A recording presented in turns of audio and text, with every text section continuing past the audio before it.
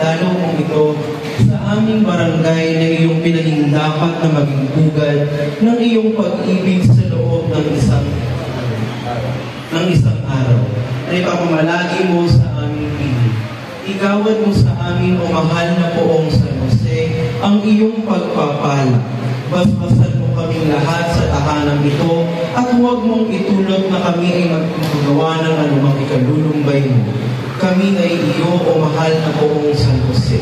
Ingatan mo kami bilang pag-aari mo, tunay magpakailanman.